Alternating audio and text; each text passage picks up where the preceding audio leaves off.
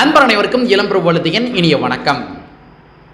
நம்ம நாம் கூமுட்டை கட்சியுடைய தலைமை ஒருங்கிணைப்பாளர் அன்புணன் மரியாதைக்குரிய குடிகாரன் சீமான் என்ன பண்ணியிருக்காருன்னா, தன்னுடைய தற்குறி தம்பிகளுக்கு ஒரு சில டாஸ்கெல்லாம் கொடுத்துருக்காரு. அதாவது விசிகா நிறுவனர் முனைவர் தொல் திருமாவர்களை போய் நீங்கள் சமூக வலைத்தளங்களில் போய் வம்பிழுங்க அப்படின்ற மாதிரி தன்னுடைய தம்பிகளுக்கு ஒரு சில டாஸ்க்லாம் கொடுத்துருக்காரு. அது சம்பந்தமான தரவுகள் தான் வெளியாகிருக்குது. ஸோ அது என்ன மேட்ரு அப்படின்றத இந்த காணொலியில் பார்க்க போகிறோம். எதற்காக சீமானு இந்த அஜெண்டா கொடுத்துருக்காரு, அதாவது திருமாவை போய் வம்பிழுங்க அப்படின்ற மாதிரி எதற்காக அஜெண்டா கொடுத்துருக்காரு அப்படின்றதையும் இந்த காணொலியில் பார்க்க போகிறோம். அது மட்டும் கிடையாது, இவருக்கு பின்னாடி ஒரு மிகப்பெரிய கட்டமைப்பு இருக்குது. சீமான் வந்து சமூக வலைத்தளங்களில் சில பேர் திட்ட விடுறாரு தெரியுமா, அதுக்கு பின்னாடி மிகப்பெரிய கட்டமைப்பு இருக்குது. அந்த கட்டமைப்பு செய்திகள் என்ன அப்படின்ற மாதிரி ஒரு சில செய்திகளும் வெளியாகிருக்குது. அதுவும் என்ன அப்படின்றத இந்த காணொலியில கொஞ்சம் டீட்டெயிலாக பார்க்க போறோம். நாங்க இப்படி வந்து பார்த்துட்டோம், இனி ஜென்மத்துக்கும் எங்களால குடிய முடியாது. அதனால நாங்க சண்டை போட போறோம். அதான் மக்களே, முதல்ல சீமான் அவர்கள் என்ன விதமான கட்டமைப்பு வச்சு சமூக வலைத்தளங்களில் இயங்குறாரு அப்படின்றத பார்த்துருவோம். அதாவது ஒன்றும் கிடையாது, ஒரு வாரத்துக்கு முன்னாடி நீங்கள் செய்தித்தாள் பார்த்துருப்பீங்க. அதில் வந்து நாம் தமிழர் கட்சியினுடைய ஒரு நிர்வாகி கைது அப்படின்ற மாதிரி ஒரு செய்தி வந்துச்சு.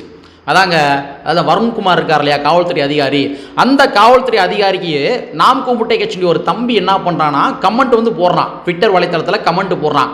உங்களுடைய உயிரை நீங்கள் மாய்த்து கொள்ளுங்கள், இல்லைன்னா எங்கள் அண்ணன் ஆட்சிக்கு வந்தார்னா அப்புறம் பார்த்துங்க, உங்களோட உயிர் உங்கள்கிட்ட இருக்காது, உங்களுடைய சந்ததிகளுடைய உயிரே உங்கள்கிட்ட இருக்காது அப்படின்ற மாதிரி பகிரங்கமாகவே ஒரு மிரட்டல் வந்து விட்டுருந்தான். யார்? நாம் கூமுட்டை கட்சியுடைய ஒரு தற்குறி தம்பி. அதுக்கப்புறம் வந்து காவல்துறை அதிகாரிகள் அந்த கமெண்ட் போட்ட நபர் யாருன்ற மாதிரி ட்ரேஸ் பண்ணி கண்டுபிடிச்சிட்டாங்க. அவன் யாருன்னு பார்த்தோம்னா, பாவம் ஒரு வயசான நபர் மாதிரி இருக்கான் பார்த்தாலே.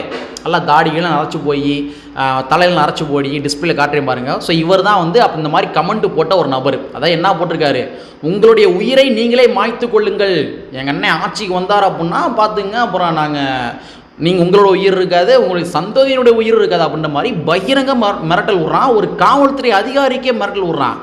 அவனை பார்த்தா கஞ்சிக்கு சத்தமாக இருக்கிறான், ஆனால் வந்து காவல்துறை அதிகாரிக்கு மிரட்டு விட்றான். இந்த அளவுக்கு நாம் கூமுட்டை கட்சியுடைய தற்குறி தம்பிகளுடைய மூளையை வந்து குடிகாரன் சீமான் வந்து மழுங்கடிச்சு வச்சிருக்கான். இதான் யதார்த்தமான உண்மை.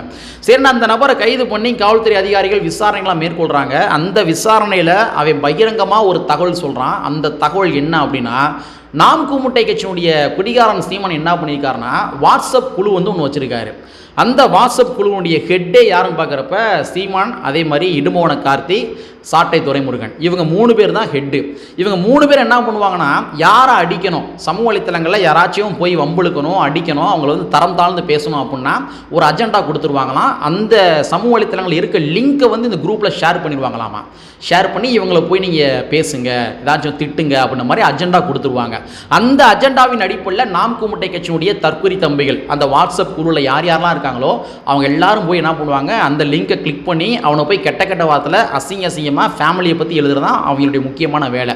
யார் யாரும் அந்த மாதிரி ஃபேமிலியை பற்றி எழுதுறாங்களோ அவங்களுடைய ப்ரொஃபைல் கிளிக் பண்ணி பாருங்கள், ஃபாலோவர்ஸ் ரொம்ப கம்மியாக இருப்பாங்க, ரொம்பலாம் இருக்க மாட்டாங்க, வெறும் 300 400 இந்த மாதிரி தான் வந்து இருப்பாங்க.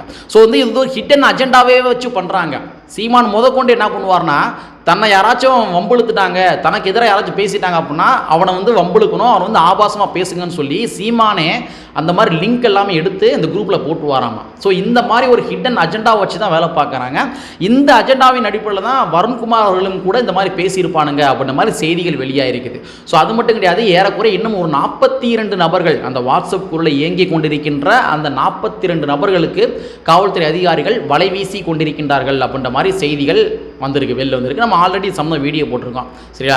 சரி, இதெல்லாம் எதற்காக சொல்கிறேன் அப்படின்னா, இந்த மாதிரி தான் விடுதலை சிறுத்தைகள் கட்சி நிறுவனர் முனைவர் தொல் திருமாவர்களையும் வம்பிழுங்க அப்படின்னு சொல்லி தன்னுடைய தற்குறி தம்பிகளுக்கு குடிகாரன் சீமான் வந்து ஒரு அஜெண்டா கொடுத்திருப்பதாக ஒரு சில செய்திகளாக வெளியாகிருக்குது. அந்த குரூப்பில் நான் சொன்னேன் இல்லையா, அந்த குரூப்பில் வந்து லிங்க்குகள் ஷேர் பண்ணி இவங்கெல்லாம் போய் வம்புழுங்க, இவங்க திருமாவர்கள் நீ வம்புழுங்க அப்படின்ற மாதிரி ஒரு அஜெண்டா கொடுக்கப்பட்டிருக்குது. அந்த அஜெண்டாவின் அடிப்படையில் தான் தற்கூரி தம்பிகள் என்ன பண்ணியிருக்காங்க, சமூக வலைத்தளங்களில் விசிகா நிறுவனர் முனைவர் தொல் திருமாவர்களை வந்து கார்னர் பண்ணி தற்பொழுது எழுத ஆரம்பிச்சிருக்கானுங்க. சரி, இதெல்லாம் எதற்காக இவங்க பண்ணுறானுங்க, எதற்காக திருமாவர்கள் வந்து வம்புழுக்கணும்? காரணம் வேணும்ல. திமுக வம்புழுக்கிறாங்க அப்படின்னா இவனுக்கு ஆரம்பத்துலேருந்தே திமுக எதிர்க்கூட அப்படின்ற மாதிரி காட்டிக்கிறானுங்க. அது ஒரு பக்கம் இருக்கட்டும். ஆனால் திருமாவர்களை தற்பொழுது எதுக்கு வம்புழுக்கிறாங்க அப்படின்னா, நேற்றைய தினத்தில் விசிகா நிறுவனர் முனைவர் தொல் திருமாவர்களுடைய பிறந்த நாள். ஸோ அதனால் என்ன பண்ணுறாங்க, காமராஜர் அரங்கில் ஒரு கவி அரங்கம் வந்து வைக்கிறாங்க. அந்த கவி அரங்கத்தில் ஒரு லேடி வந்து பேசுகிறாங்க. அந்த லேடி பேசின ஒரு ஸ்பீச் தான் பயங்கரமான வைரல். அதாவது அந்த லேடி பேசிய கவிதைகள், அந்த கவிதைகள் தான் பயங்கரமான வைரல். அந்த கவிதையில் போகிற போக்கில் நம்ம நாம் கூமுட்டை கட்சியுடைய குடிகாரன் சீமானுக்கு ஒரு குத்து டம்முன்னு. அந்த பொறுத்து கொள்ளாத முடியாத தற்கூரி தம்பிகள் தான் என்ன பண்ணியிருக்காங்கன்னா, சமூக வலைத்தளங்களில் விசிகனுடன் முனைவர் தொழில் திருமாவர்களுக்கு எதிராக கருத்துக்கள் பதிவேற்றம் பண்ணியிருக்காங்க. அதாவது அந்த அம்மா பேசுதில்ல, திருமாவர்கள் உடனே போய் மைக்கை பிடிச்சி கண்டிச்சிருக்கணும்ல, ஏன் கண்டிக்கல அப்படின்ற மாதிரி தற்கூரி தம்பியை சில கருத்துக்கள்லாம் பதிவேற்றங்கள் பண்ணியிருக்காங்க. முதல்ல ஒரு விஷயம் நம்ம பதிவு பண்ணிடுவோம். அதாவது கவியரங்கம் அப்படின்னு சொல்லி கவியரங்கம் வச்ச உடனேயே இது எல்லாருமே கவிதை எழுதிட்டு வந்துடுறாங்க. அவங்க ஃபுல்லாமே திருமாவர்களோட கவிதையை காமிச்சு இதுதாங்க நான் வாசிக்க போகிறோம், இதெல்லாம் இருக்குங்க அப்படின்ற மாதிரி யாருமே ஒப்புதல் வாங்கிட்டு வாசிக்க போவது கிடையாது. ஒப்புதல் வாங்கிட்டு வாசிச்சிருக்க மாட்டாங்க. இந்த மாதிரிங்க, இந்த மாதிரி இருக்குங்க, இது மாதிரிலாம் நான் வாசிக்க போகிறேங்கன்ற மாதிரி ஒப்புதல் வாங்கிட்டு போய் மேடையில் பேசலை. அவங்க கவியரங்கம் வச்சுருக்காங்க. அதில் வந்து அவங்க கவி பாடம் வந்திருக்காங்க, அவ்வளோதான். அப்படின்ற பட்சத்தில் அதில் எழுதப்பட்டிருக்கின்ற வார்த்தைகளுக்கும் அதேமாதிரி திருமாவர்களுக்கும் எந்த விதமான தொடர்புகளும் கிடையவே கிடையாது. இல்லைங்களா? ஸோ கவிதை பாடியது என்பது அவங்களுடைய ஒரு தனிப்பட்ட எழுத்துக்கள். அதில் திருமாவர்களை நீங்கள் கம்பேரிசன் பண்ணி பார்க்குறதே மிகப்பெரிய ஒரு தவறு. சரிங்களா? இது ஒரு பக்கம் இருக்கட்டும். ஸோ இப்படி இருக்கிற பட்சத்தில் தான் அந்த அம்மா கவிதை போடுறாங்க. அந்த கவிதையினுடைய வீடியோ கிளிப்பிங்கை இப்போ லைட்டாக ஆட் பண்ணுறேன், நீங்களே பாருங்கள் என்ன பாடியிருக்காங்கன்ற பாருங்கள். அதுக்கு பின்னாடி அதுக்கு நம்ம விளக்கம் கொடுப்போம். இன்னொருவர் இருக்கிறார், தமிழகத்தின் நவீன கோமாளி. இவர் மேடை ஏறி சிரித்தால் அதை கேட்கும் தம்பி எல்லாம் ஏமாளி. இந்த நூற்றாண்டின் மகத்தான போராளி பிரபாகரனை ஆமை சமைப்பவராய் அவமதிக்கும் இவரு தமிழகத்தின் RSSன் பிசிறு. ஒரு நாள் பெரியாரின் பேரன் என்பார், மறுநாள் என் முப்பாட்டன் முருகன் என்பார். திராவிடத்தால் வீழ்ந்தோம் உறவே என்பார், அயலக தமிழரிடம் திரள் நிதி வாங்கி தின்பார். இவர் திராவிடத்தை அழிக்க ஆரியம் அனுப்பிய விஷக்குப்பி. தமிழகமே நாளை விரட்டும் முகத்தில் காரி துப்பி. உண்மையில் நாம் ஆரியத்தால் வீழ்ந்தோம், திராவிடத்தால் எழுந்தோம். விழுந்தது சாதியால், எழுந்தது சமூக நீதியால். பாத்தீங்களா? அதாவது திரள் நிதி வாங்கி தின்பார்னு சொல்லியிருக்காங்க. இதில் என்ன தப்பு இருக்குது? இதில் என்ன தப்பு இருக்கு? திரள் நிதி நாம் கூமுட்டை கட்சியுடைய குடிகாரன் சீமான் வாங்கி சாப்பிடவே இல்லையா? தற்பொழுது கூட தூத்துக்குடியில் வந்து மழை வெள்ளம் வந்து பாதிக்கப்பட்டுச்சு இல்லையா? அந்த பாதிக்கப்பட்ட விஷயத்தில் திரள் நிதி வாங்கி அந்த திரள் நிதியில் தனக்குன்னு ஒரு கார் வாங்கினாரு. நம்ம நாம் கூமுட்டை கட்சியுடைய தலைமை ஒருங்கிணைப்பாளர் மரியாதைக்குரிய குடிகாரன் சீமான் என்ன பண்ணாருன்னா கார் வாங்கினாரு. அது கூட சமூக வலைத்தளங்களில் பயங்கரமாக வைரலாச்சு. திரள்நிதி வந்து தூத்துக்குடியில் பாதிக்கப்பட்ட மக்களுக்கு திரள்நிதி கொடுங்கன்னு சொல்லி வாங்கி அதை வச்சு கார் வாங்கினார். இப்போ என்ன பண்ண விசிகனர்னா முனைவர் தொழில் திருமாவர்கள் அந்த டயத்தில் நிவாரணம் கொடுத்தாரு தூத்துக்குடியில். அவர் என்ன பண்ணார்னா, நீங்கள் பொருட்களை வாங்கி தொண்டர்கள் அனுப்பிடுங்க, பேக்கெட் பண்ணி அனுப்பிடுங்கன்னு சொன்னார் திருமாவர்கள். நம்ம மதுரையிலேருந்து கூட ஒரு 2 லோடு போச்சு, போய் கண்டெய்னரில் போய் இறக்கி வச்சு எல்லாம் பேக்கிங் பண்ணி அரிசி பருப்பு எண்ணெய்லாம் கொண்டு போய் கொடுத்தாங்க, பேக் பண்ணி பொருளாகவே வாங்கி கொடுத்தாங்க.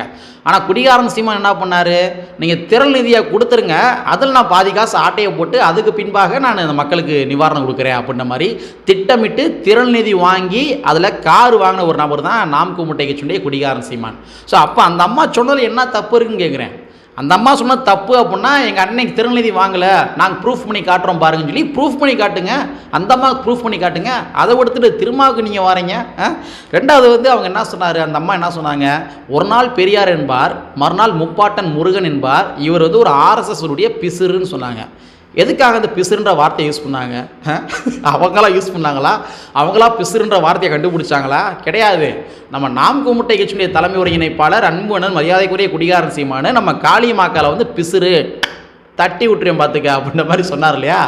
அந்த மாதிரி பிசுறுன்னு சொன்னது நுழைவுனால தானே வந்து இந்த அம்மாவும் பிசுறுன்னு சொல்லியிருக்காங்க, அதுவும் RSSனுடைய பிசுறுன்னு சொல்லியிருக்காங்க.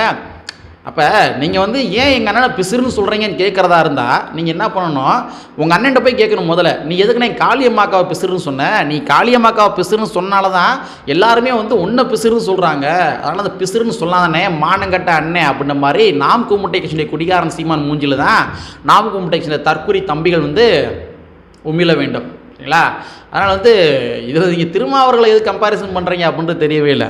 அடுத்து வந்து உண்மையால் அந்த அம்மா சொல்கிறாங்க, ஒரு வார்த்தை சொன்னாங்க, அதுக்கு தான் திருமாவர்கள் வந்து கை தட்டினார். அதாவது உண்மையில் சொல்லப்போனால் நாம் சாதியால் வீழ்ந்தோம், சமூக நீதியால் எழுந்தோம் அப்படின்னு சொன்னார் அந்த அம்மா சொன்னாங்க. அதுக்கு தான் திருமாவர்கள் கை தட்டினார்.